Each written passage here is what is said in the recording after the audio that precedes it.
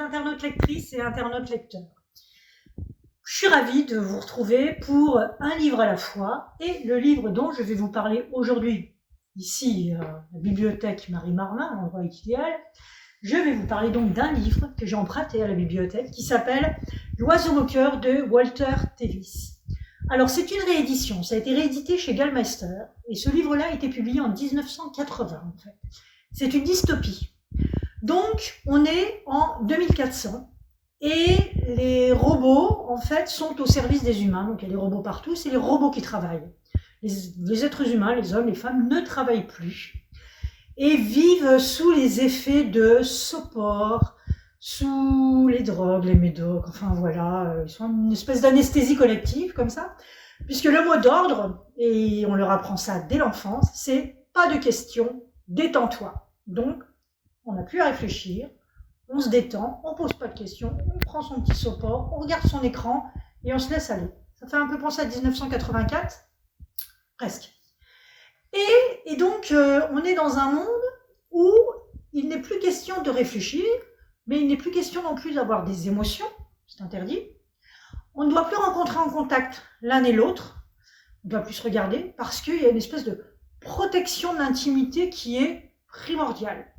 Et tout est normal. Et alors le sexe c'est le sexe le plus vite possible, rapide, pouf, juste le strict minimum, quoi.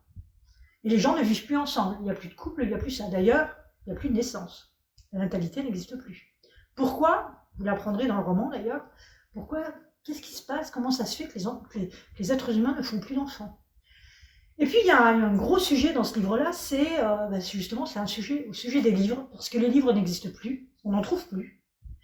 Et il y a un homme, Paul, qui va retrouver un livre, un dictionnaire. Alors au début, c'est pas que c'est un dictionnaire, mais il retrouve un dictionnaire et des méthodes pour apprendre à lire. Et grâce à ça, il va pouvoir décoder des films muets. Alors en 1980, j'imagine qu'on trouvait plus facilement des films muets qu'à notre époque. Mais il va pouvoir décoder des films muets, et c'est même un robot, le robot le plus intelligent, celui qui contrôle tout, qui va lui demander de faire ce travail-là. Et ce robot-là, d'ailleurs, il est un peu étrange, parce que, alors lui, le robot, vous voyez, il réfléchit beaucoup. Il philosophe beaucoup, en fait. Et finalement, il est presque plus humain que les humains, qui sont complètement anesthésiés par leur truc. Et ce robot, il a un problème, parce qu'il a envie de mourir. Il veut se suicider, ça commence tout de suite comme ça. Mais il ne peut pas. Son programme lui interdit de se suicider. Donc c'est compliqué pour lui. Et donc on va souvent voir ce qui se passe pour ce robot, et puis on va voir ce qui se passe pour Paul aussi, parce que Paul, qui était anesthésié, en découvrant la lecture, il va commencer à se redécouvrir lui-même, à redécouvrir la vie, à redécouvrir des choses qui n'existaient plus à leur époque, et il va redécouvrir le passé, parce que le passé finalement il avait disparu, puisque les livres n'existent plus. Il n'y a plus rien pour prouver le passé, il a même pratiquement été réécrit. Là aussi, ça nous fait penser toujours à 1984.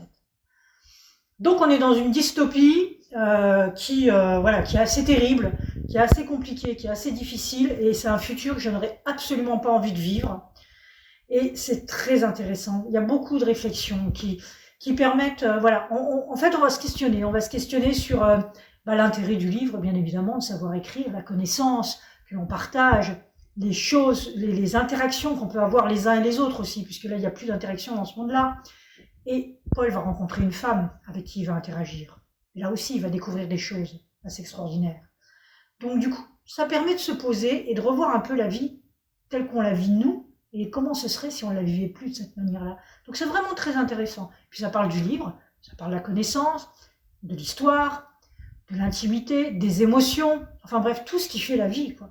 Donc j'ai vraiment beaucoup aimé ce livre-là. Alors, il peut y avoir comme des longueurs, c'est vrai, parce que l'action n'est pas non plus énorme. Quoi qu'il se passe quand même des choses vraiment très intéressantes pour Paul, qui va même se retrouver en prison à un moment donné. Donc je ne vous en dis pas plus, il faut le lire et puis vous verrez.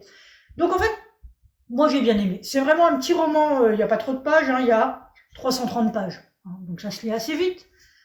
Il est vraiment intéressant, je ne connaissais pas du tout. Je suis complètement passée à côté de ce livre-là, je ne le savais pas. Donc quand j'en ai entendu parler, je me suis dit que j'allais le lire, et je ne regrette pas du tout. J'étais très heureuse de le trouver à la bibliothèque Marie-Marvin. Donc si vous êtes du coin, n'hésitez pas à l'emprunter, puisqu'il est ici. Voilà, ça s'appelle donc Walter Tevis, c'est l'oiseau moqueur de Walter Tevis, et c'était pour un livre à la fois. Alors à bientôt!